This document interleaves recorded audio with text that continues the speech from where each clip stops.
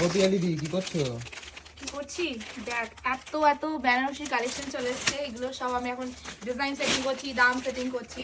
তো এগুলো সব বিয়ের কেনাকাটা যারা করবে তাদের জন্য। কেমন লাগছে বল কালেকশনগুলো? আজকেই এসছে, তা আবার মাত্র এক বেলের মাল দেখাচ্ছি। এখনো বাকি বেল তো তুই এখন কাটিসনি, সেগুলো তো কাটা হবে তারপরে।